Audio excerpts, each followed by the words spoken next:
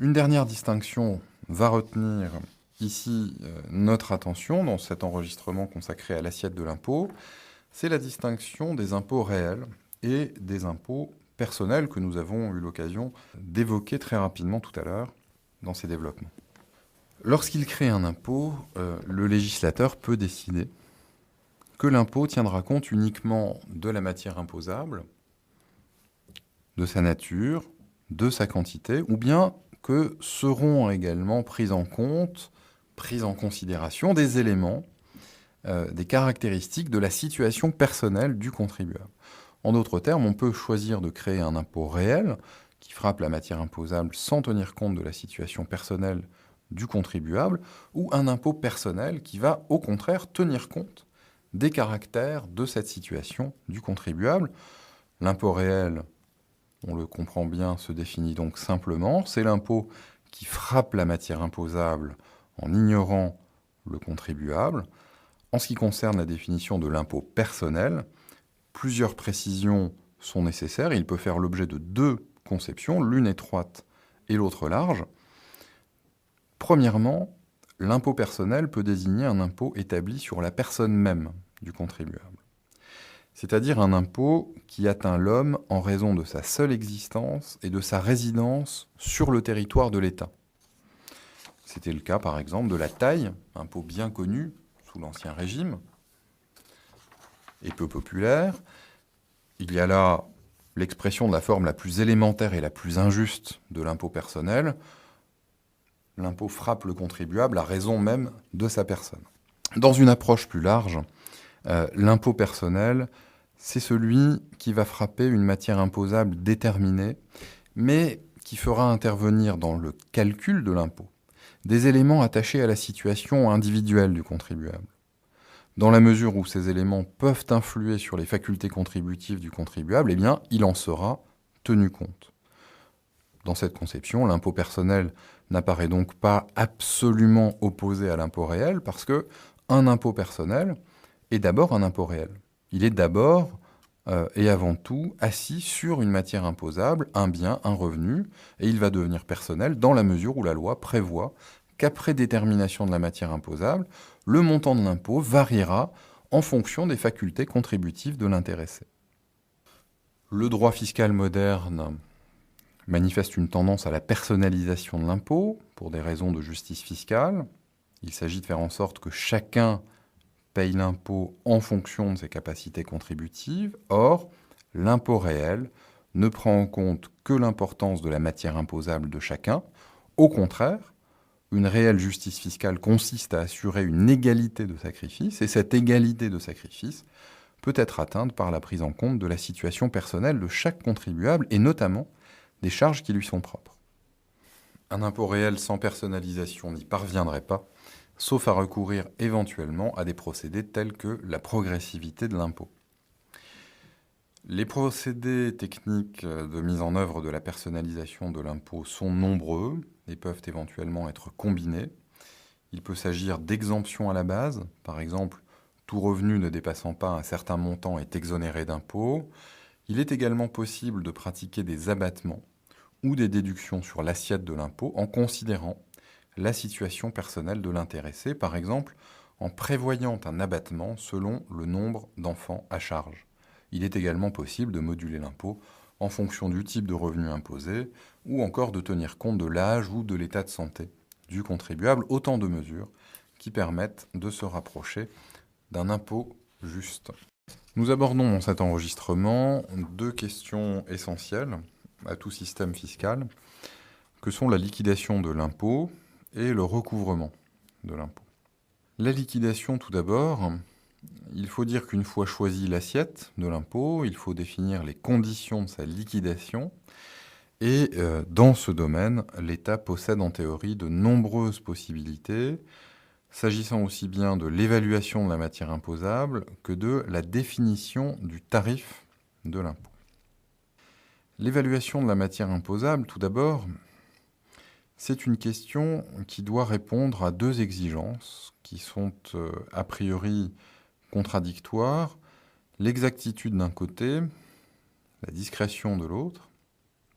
L'exactitude d'évaluation de la matière imposable, c'est une condition essentielle du rendement de l'impôt. Si l'impôt présente des insuffisances s'agissant de l'exactitude de l'évaluation, c'est finalement le montant de l'impôt qui risque de se trouver diminué. Donc l'exactitude de l'évaluation est centrale, mais elle l'est aussi parce qu'elle est une garantie de justice fiscale. Si la matière imposable est surévaluée pour certains contribuables et sous-évaluée pour d'autres, eh bien, il n'y aura pas d'équité des impositions. Et puis, il faut éviter que des impôts frappant certaines formes de richesse bénéficient d'une évaluation exacte de la matière imposable, tandis que d'autres impôts portant sur d'autres types de richesses seraient mal évalués. Là encore, cela poserait des problèmes d'équité, cela poserait aussi des problèmes pour l'économie d'un pays dans son ensemble. Une bonne méthode d'évaluation de la matière imposable se doit non seulement d'être exacte, mais aussi d'être discrète. Je le disais à l'instant, l'autre exigence qui pèse sur l'évaluation de la matière imposable, c'est cette exigence de discrétion. L'évaluation ne doit pas conduire à l'inquisition fiscale. Il s'agit d'utiliser des procédés qui gêneront le moins possible le contribuable et qui éviteront que le fisc ait à s'immiscer dans ses affaires personnelles. Il y a contradiction, au moins en partie, entre ces deux exigences, l'exactitude d'un côté, la discrétion de l'autre. Si l'on cherche à être aussi précis et exact que possible dans l'évaluation, on est poussé assez naturellement à créer des contrôles et des vérifications qui empiètent sur la vie privée du contribuable au détriment de l'exigence de discrétion.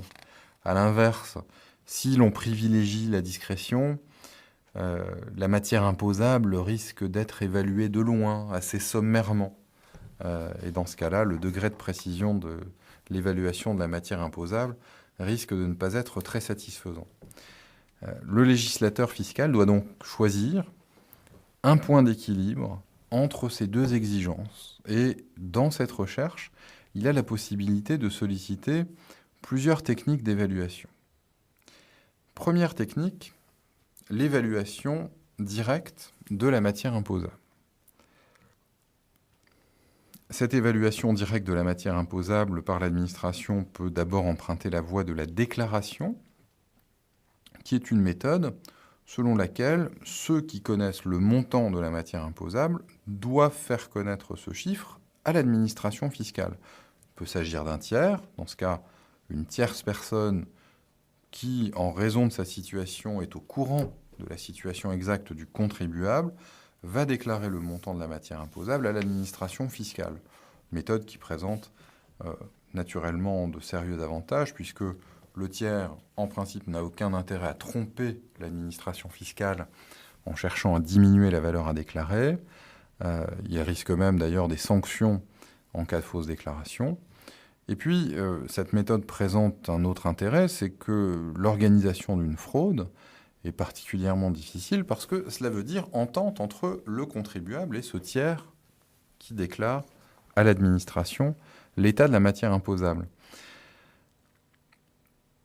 Par exemple, l'employeur chargé de faire connaître au fisc le montant des salaires perçus par ses employés va être peu incité à s'entendre avec le salarié sur un amoindrissement du montant des sommes versées parce qu'il va aussi, en tant qu'employeur, mentionner ces sommes dans la déclaration de bénéfices de son entreprise où elles vont venir diminuer son résultat imposable. Donc on le voit, le système est très cohérent, en tout cas crée une sorte de vertu de ceux qui y participent, des tiers en tout cas, qui sont susceptibles d'être mobilisés. Malgré tout, il faut le dire, cette méthode se heurte aussi à un certain nombre de difficultés. Il est difficile de trouver des tiers qui se trouvent effectivement dans une situation propre à évaluer la matière imposable d'un contribuable. Il est bien sûr d'usage de faire appel, par exemple, aux employeurs.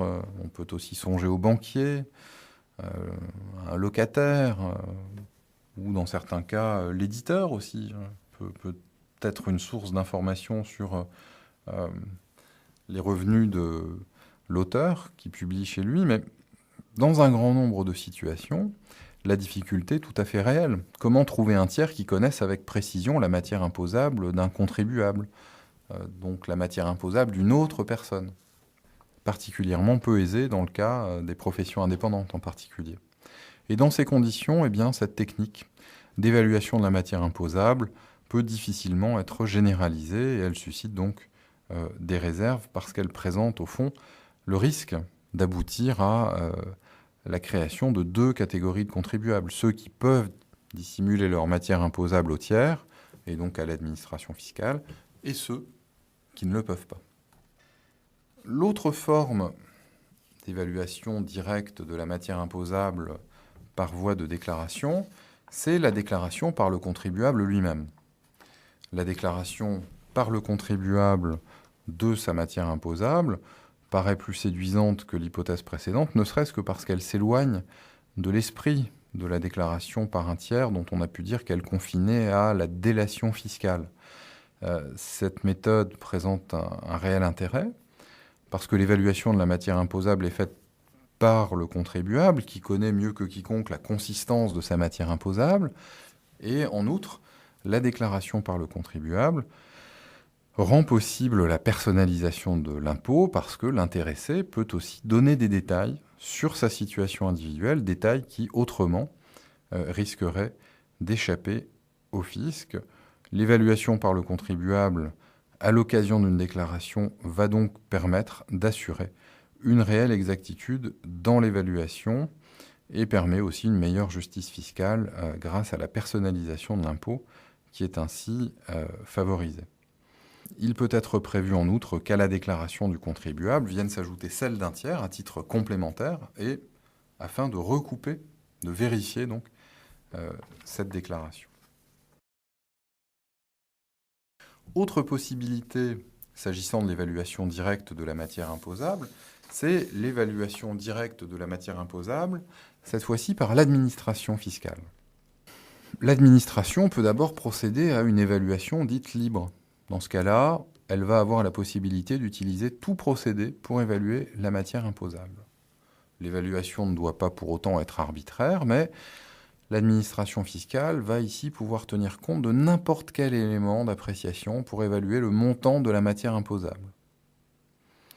C'est un système qui procure de grandes facilités de travail à l'administration, qui est néanmoins assez peu favorable aux contribuables et même peut-être dangereux de son point de vue, parce que dans l'hypothèse où l'administration surévalue la base d'imposition, le contribuable peut contester, mais il sera difficile d'apporter la preuve d'une erreur. C'est donc une méthode d'évaluation qui n'est employée que rarement. Et quand les États y ont recours, c'est habituellement dans le cadre de procédures qui visent des contribuables qui se sont placés dans une situation irrégulière. Et donc ces procédures ont un caractère de sanction. Par exemple, en France, le procédé apparaît dans le cadre de la procédure de taxation d'office. L'évaluation directe de la matière imposable par l'administration peut aussi se faire, non pas de façon libre, mais suivant des procédures préétablies. Et avec cette solution, l'administration ne peut effectuer son évaluation sur la base de n'importe quel élément ou selon des modalités qu'elle définirait librement elle-même. Cette fois-ci, c'est la loi qui fixe précisément et préalablement les conditions dans lesquelles se fera cette évaluation de la matière imposable. L'évaluation va donc suivre une procédure déterminée qui offrira généralement des garanties aux contribuables. Et par exemple, dans le système fiscal français, eh bien, les conditions de l'évaluation de la valeur locative d'un bien, qui sert de base à certaines impositions, sont définies de façon détaillée par la loi. Néanmoins, cette évaluation présente le défaut d'être parfois trop peu discrète. Elle apparaît, pour le dire autrement, insuffisamment respectueuse des affaires personnelles du contribuable, et donc on peut lui préférer les méthodes d'évaluation indirecte de la matière imposable. La première des méthodes d'évaluation indirecte de la matière imposable, c'est ce que l'on appelle l'évaluation indiciaire. Cette fois-ci, des éléments extérieurs à la matière imposable vont être retenus comme indices de la valeur de cette matière. C'est une méthode qui est caractéristique de la fiscalité des régimes à l'époque révolutionnaire en France. Pour éviter de pratiquer l'inquisition fiscale, eh bien, on prévoit que l'administration s'en remet à des indices qui vont lui révéler la valeur de la base d'imposition. Et l'exemple le plus significatif à cet égard, c'est celui de la fameuse contribution sur les portes et fenêtres, où le nombre de portes et fenêtres était censé renseigner sur la matière imposable de chaque contribuable. Le nombre de portes et de fenêtres était vu comme un révélateur de la richesse du contribuable et permettait donc de déterminer son impôt à partir de son habitation principale.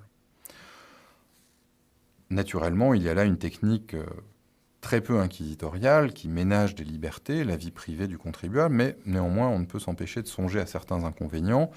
Et en particulier, c'est une méthode qui ne permet d'atteindre que de façon très imparfaite la matière imposable.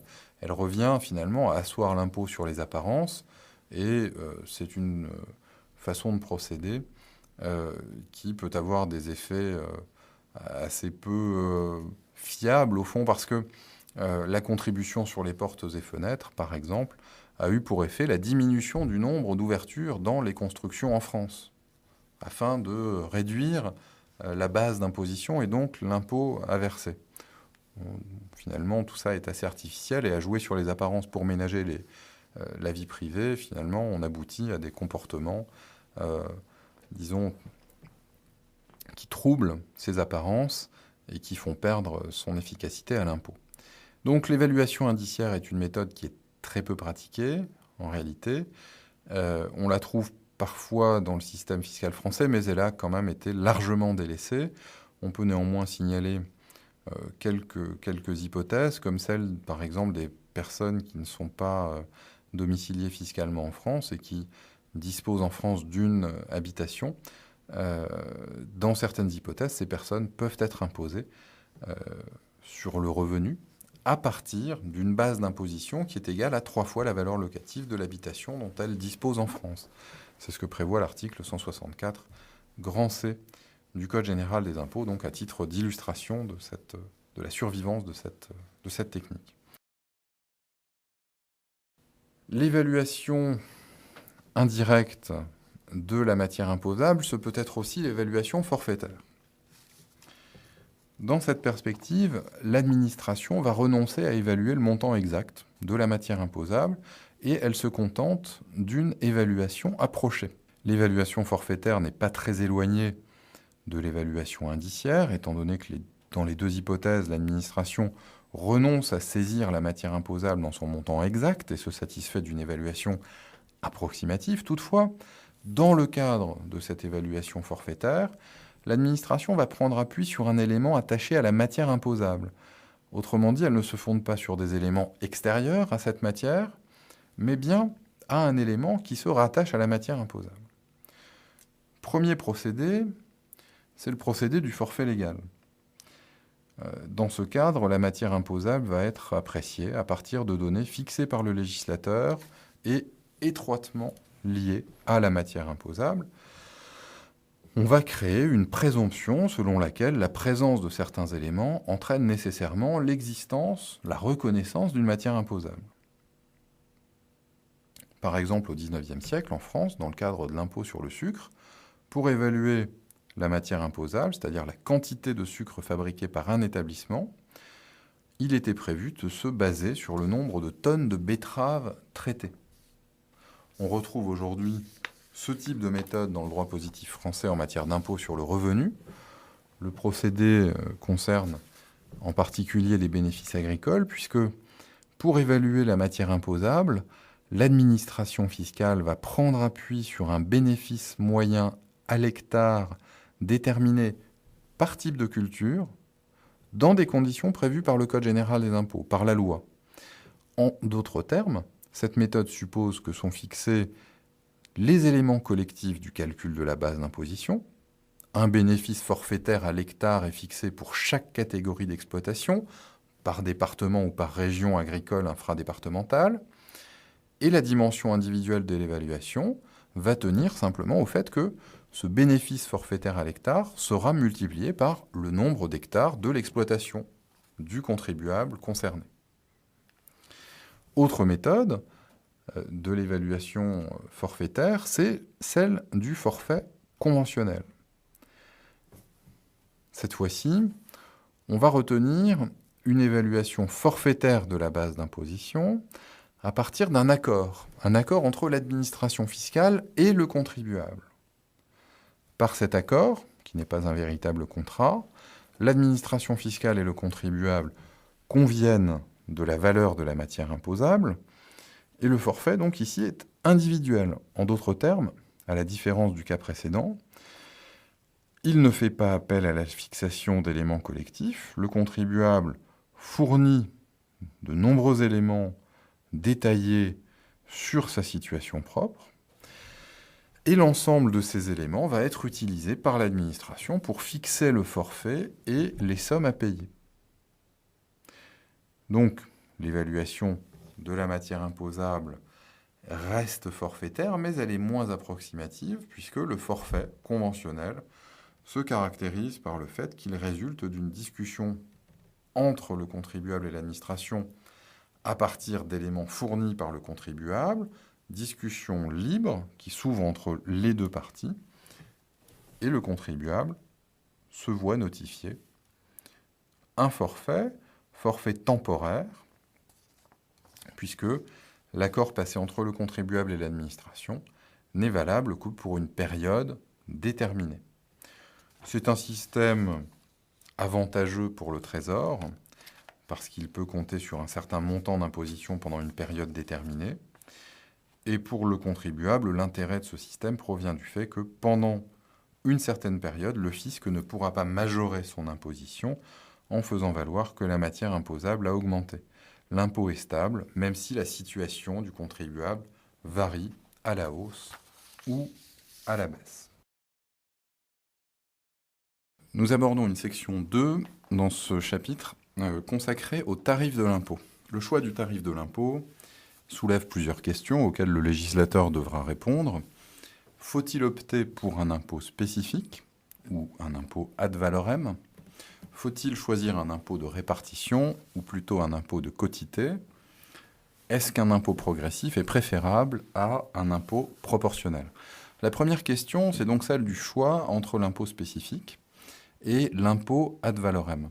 L'impôt spécifique, c'est celui dont le taux, c'est-à-dire la part du prélèvement effectué sur la matière imposable, est exprimé en unité monétaire par unité d'assiette. Par exemple, c'est le cas des droits fixes qui sont perçus pour un document soumis à une formalité administrative d'enregistrement. C'est également le cas d'impôts qui prévoient le prélèvement d'un montant de 100 €, par exemple, par tonne de tels matériaux achetés ou produits. Un tel impôt présente évidemment l'avantage de la simplicité, mais à condition que la matière imposable puisse être facilement mesurée ou pesée. Si l'on prévoit un montant pour un volume de matériaux ou pour un poids de matériaux, bien entendu, ça se prête qu'à certaines formes de réalité.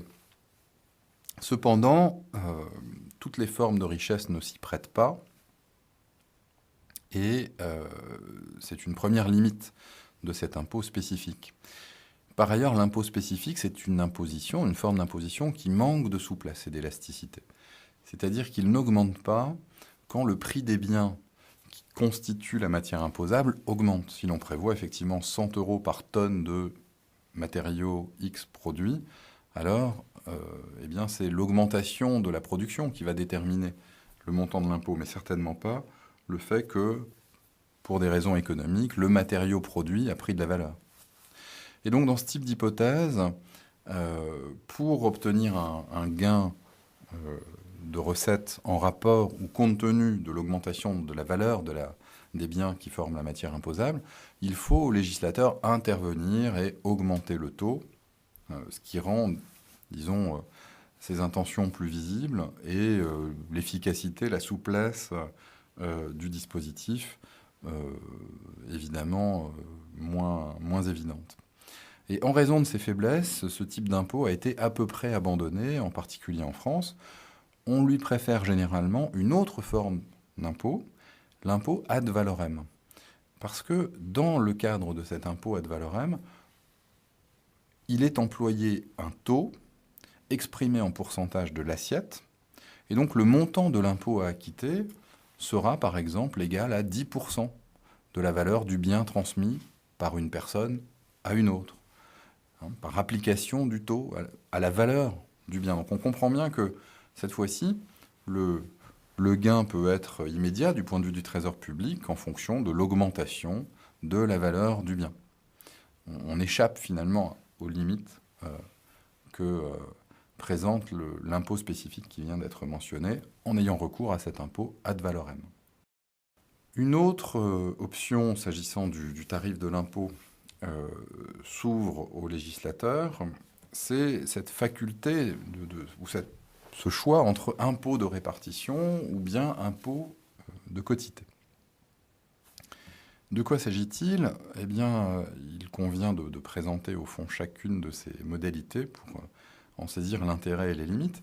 L'impôt de répartition, c'est une méthode selon laquelle le montant de l'imposition recouvrée par le Trésor est déterminé à l'avance. On fixe à l'avance le contingent que le Trésor percevra, et ce montant est ensuite réparti entre les différents échelons qui correspondent aux différentes circonscriptions, aux différents découpages du territoire de l'État. Par exemple, le législateur fiscal décide que le montant de l'imposition prélevée au cours de l'année sera de 200 milliards d'euros. Eh bien, il fixe ensuite la contribution, par exemple, de chaque département ou de chaque région, afin de parvenir à rassembler cette somme. Et puis, au sein de chaque département ou de chaque région, on va sous-répartir la contribution dans chaque arrondissement, donc faire peser le poids de ce qui est attendu sur chaque arrondissement pour atteindre la somme que le département particulier doit procurer. Au sein de chaque arrondissement, c'est ensuite la contribution de chaque commune qui est fixée. Et puis au sein de chaque commune, eh bien, la part des différents contribuables est déterminée en opérant un calcul. Contribution de la commune sur matière imposable recensée dans la commune par 100, enfin multiplié par 100, on obtient donc le taux d'imposition qui s'applique à la matière imposable dans la commune. Donc on voit que là, on est assez loin d'une personnalisation de l'impôt. On applique ensuite ce taux, bien évidemment, à la matière imposable que détient chaque contribuable dans chaque commune pour obtenir le montant de sa cotisation d'impôt.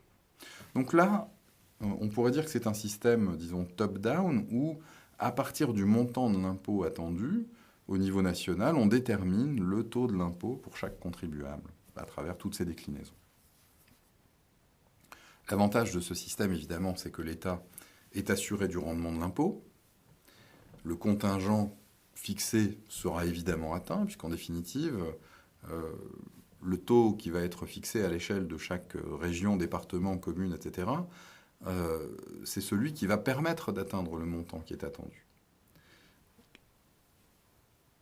Cet impôt de répartition présente aussi l'intérêt de rendre inefficace la fraude fiscale.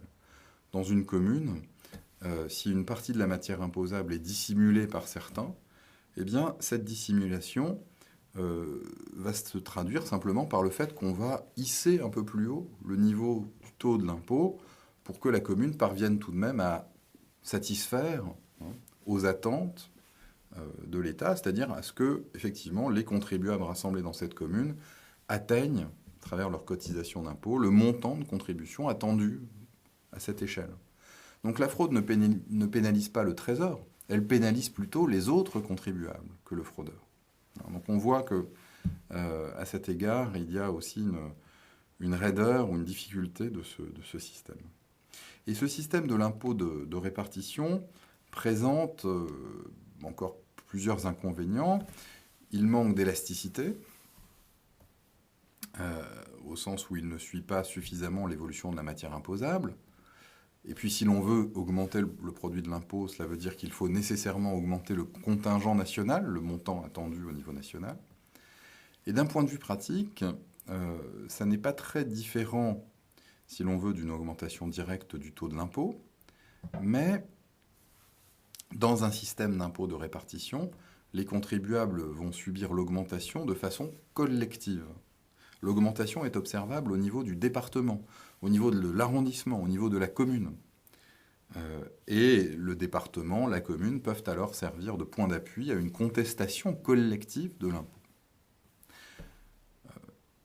Au nombre des inconvénients de ce type d'impôt, il convient aussi de mentionner le fait que c'est une imposition un aménagement du tarif qui peut s'appliquer uniquement aux impôts frappant une matière imposable que l'on peut connaître à l'avance, parce que, évidemment, pour fixer un rendement déterminé de l'impôt, il faut que ce rendement soit en rapport avec la réalité des richesses existantes. Donc il faut en avoir une assez juste connaissance. Une autre limite de l'impôt de répartition tient à l'égalité des taux d'imposition qu'il peut entraîner, puisqu'effectivement, lorsque la contribution de chaque département est fixée, il est en principe tenu compte des différences de richesse plutôt entre les départements. Or, les erreurs sont inévitables, et ces erreurs sont évidemment amplifiées par les répartitions successives. Et d'ailleurs, c'est principalement pour cette raison que la technique de l'impôt de répartition est si peu usitée et qu'elle a en France été pratiquement abandonnée. On lui préfère généralement l'impôt de quotité, qui est un autre système. Et dans cet autre système, celui de l'impôt de quotité, le législateur détermine a priori le taux applicable à la quantité de matière imposable. Donc c'est uniquement le taux de l'impôt qui est fixé à l'avance, et non pas son produit cette fois, mais le taux. Et le taux est connu, tandis que le produit de l'imposition demeure incertain, puisqu'il va dépendre de la matière imposable. Avec l'impôt de quotité, donc les gouvernants acceptent une part d'incertitude, une part de risque.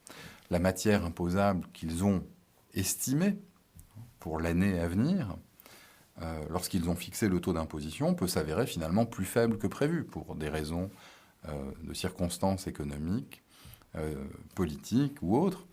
Quant aux contribuables, ils bénéficient d'une plus grande sécurité. Donc le risque est plus du côté des gouvernants que du côté des contribuables. Ils connaissent à l'avance le taux de l'impôt, et pour cette raison, l'impôt de quotité est considéré comme une technique fiscale moderne, et il est beaucoup plus fréquemment mis en œuvre. Au demeurant, on peut observer que les gouvernants bénéficient quand même de tout un ensemble de dispositifs qui leur permettent d'anticiper sur la situation économique au mieux, et donc de fixer au plus juste le taux d'imposition en vue d'obtenir le montant de ressources qu'ils attendent. Autre distinction essentielle, autre possibilité de choix essentielle qui s'offre aux législateurs en matière de tarifs de l'impôt, c'est la distinction entre l'impôt proportionnel et l'impôt progressif. L'impôt proportionnel, c'est l'impôt qui frappe la matière imposable à un taux constant. En revanche, dans le cas d'un impôt progressif, le taux de l'impôt va s'élever à mesure que la matière imposable sera plus importante. L'idée de la progressivité de l'impôt est directement liée à la recherche de la justice fiscale, et elle est déjà présente chez des auteurs comme Montesquieu, comme Condorcet. Il existe plusieurs façons de concevoir la justice fiscale, et ces façons différentes conduisent finalement à des mécanismes distincts. On peut estimer que la justice fiscale, que l'égalité devant l'impôt est atteinte à partir du moment où les contribuables sont tous soumis à l'impôt au même taux. Ce fut la conception qui domina la législation fiscale de la Révolution française. En même temps, on peut faire observer que des impôts qui frappent tous les contribuables au même taux ont pour effet, en réalité, de frapper plus lourdement les contribuables modestes et plutôt moins lourdement les contribuables les plus fortunés.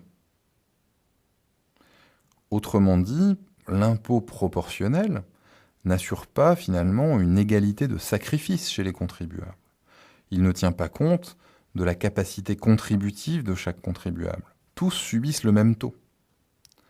Au contraire, la progressivité de l'impôt apparaît comme un moyen de personnaliser l'impôt, de tenir compte de cette capacité contributive du contribuable et d'aboutir peut-être alors à une égalité de sacrifice.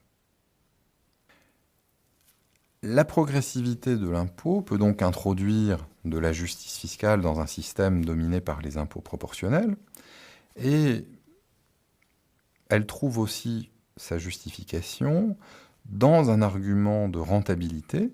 L'impôt progressif serait tout simplement plus rentable que l'impôt proportionnel, tout simplement parce que, certes, d'un côté, les contribuables les plus modestes subissent un taux d'imposition moins élevé et rapportent donc à l'État des recettes fiscales moindres, mais d'un autre côté, les contribuables les mieux dotés subissent un taux d'imposition plus élevé et donc procurent des recettes qui compensent l'absence de recettes provenant des contribuables modestes et même vont au-delà de cette simple compensation. La progressivité de l'impôt peut faire l'objet d'aménagements divers. On peut d'abord choisir entre la progressivité par classe et la progressivité par tranche. Et puis nous le verrons, on peut faire le choix de l'impôt dégressif ou encore de la progressivité par abattement.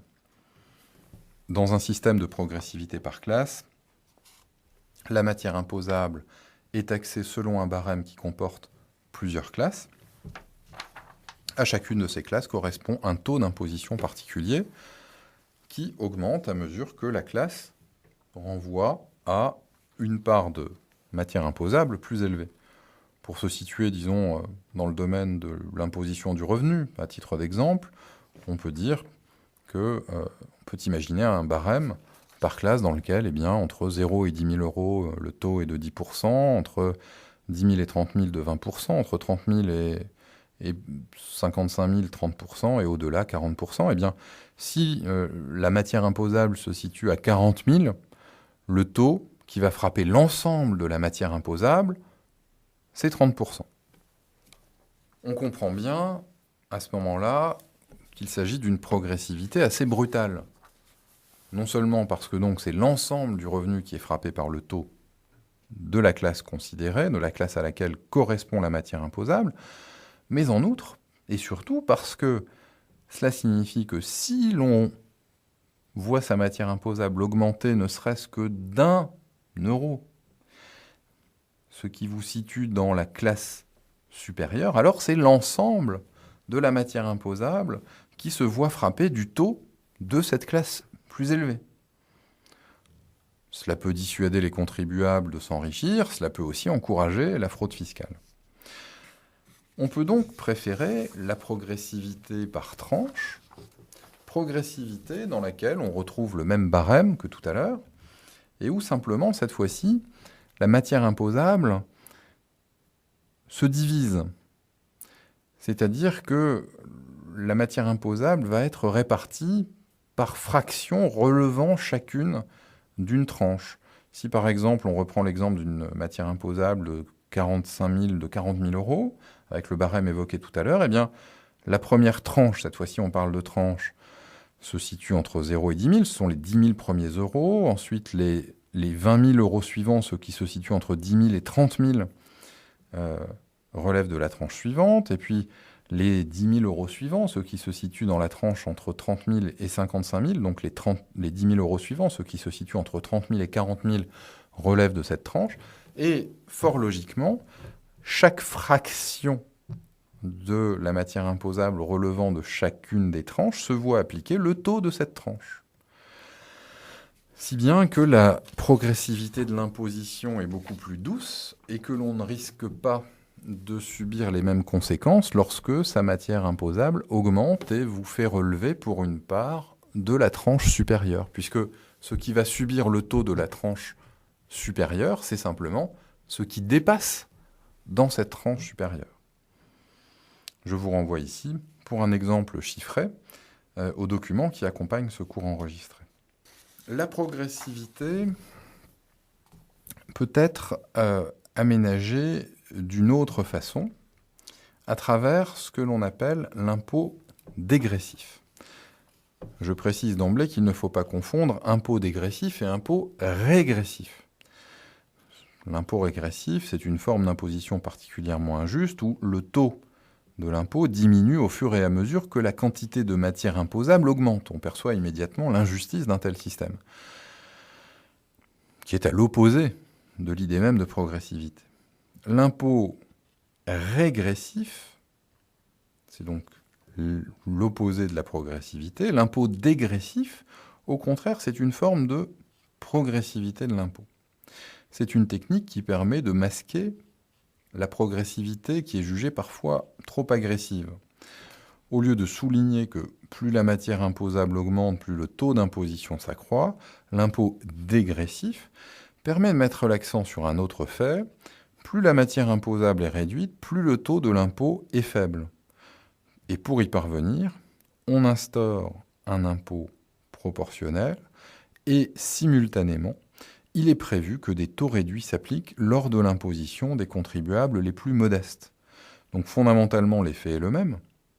Le contribuable qui possède la matière imposable la plus importante est l'objet d'un taux d'imposition plus lourd que celui dont la matière imposable est moindre, mais simplement la progressivité de l'impôt est moins apparente, moins évidente et donc moins agressive. Il y a un taux général qui s'applique à tous et il est prévu un taux dérogatoire qui frappe les contribuables les plus modestes. Autre aménagement de l'impôt progressif, c'est la progressivité par abattement. La progressivité par abattement, c'est un mécanisme qui traduit la volonté du législateur de rechercher la progressivité de l'impôt sans agir sur le taux de l'impôt. Là encore, on a affaire avec cette méthode à un impôt qui formellement est un impôt proportionnel, mais où, par des mécanismes d'abattement, on va parvenir aux effets d'un impôt progressif. Par exemple, un impôt est institué avec un taux constant de 20%, et dans le cadre de cette imposition, le législateur prévoit un abattement à la base de 20%. Prenons un premier contribuable, contribuable A, dont la matière imposable est de 20 000 euros. Eh bien 20 000 euros subissent l'abattement à la base de 20 000 euros lui aussi, ce qui veut dire que notre contribuable subit 20% sur 0, soit 0. Bien. Notre contribuable B, dont la matière imposable est de 30 000 euros, bénéficie lui aussi de cet abattement à la base de 20 000 euros. Il va donc être imposé sur 10 000 euros. Son impôt sera égal à 20% de ces 10 000, soit 2 000, ce qui représente 6,66% de sa base d'imposition. Il est soumis à un taux d'imposition réel de 6,66%, rapporté donc à sa base d'imposition. Le contribuable C, dont la matière imposable est de 40 000 euros, bénéficie lui aussi de cet abattement à la base de 20 000 euros. Son impôt sera donc égal à 20%, taux unique appliqué à 20 000 euros, sa base d'imposition, soit 4 000 euros, ce qui représente un taux réel d'imposition de 10%. Ce qu'on observe donc ici, c'est que l'impôt est en apparence un impôt proportionnel, un impôt qui pratique un taux de 20%, mais dans lequel l'impôt, eh bien, grâce au mécanisme en question, un impôt progressif, où le taux de l'impôt pratiqué augmente à mesure que la base d'imposition est plus importante. La progressivité de l'impôt est obtenue en ayant recours au mécanisme de l'abattement, et tout comme la progressivité par tranche, on a là affaire à un système qui assure une progressivité assez continue, plus continue en tout cas que la progressivité par classe, et un procédé également qui présente l'intérêt de masquer quelque peu la progressivité, en tout cas de la rendre moins apparente et peut-être moins agressive du point de vue du contribuable.